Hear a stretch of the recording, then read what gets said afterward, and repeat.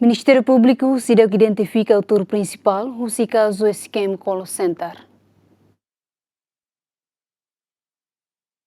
Husi fulan julho to agosto tinane autoridade de segurança halo detenção ba cidadão estrangeiro atos hatresin nebe alegadamente envolve atividade esquema call center e harailaran. Relaciona com situação ne Procurador-Geral República Nelson de Carvalho Hatete, daudang ne Ministério Público identifica no Timor-Ambalo nebe facilita cidadão estrangeiro sirane mai Timor-Leste, onde hala atividade esquema call center, nebe Ministério Público se deu que identifica lolos autor principal husi caso ne.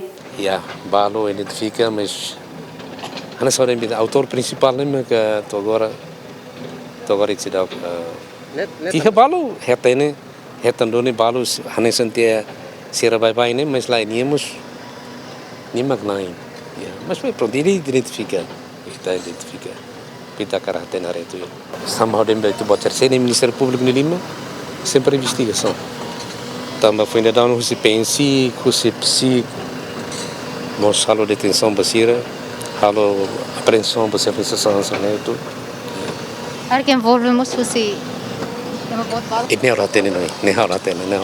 Além de Procurador-Geral República moço suba parte Serviço Migração, a total atenção de dia que cidadão estrangeiro sira nebe tama mai Timor-Leste. Balo ne hanuinga de Timor ne livre o siso usar ne maksar mai ne. Balo ne informação de mak balo itahetan kata balo mus mai Indonesia ser lah tene. Tapos ser balo lama tama imediatamente os Indonesia me Timor lá. Ser diutu si Batam, Singapura, Malaysia, semi imediatamente me Timor.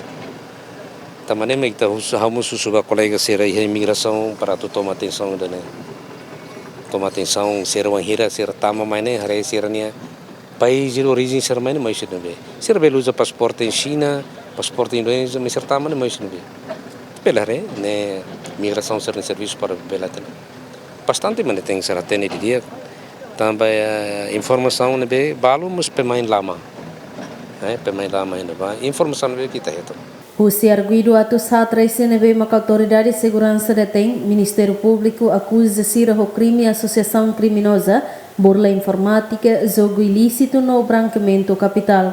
Husi arguido atos hatrese ne iha despacho tribunal nian barak maka tribunal aplica medida coação apresentação periódica, medida proibição ausência no medida caução.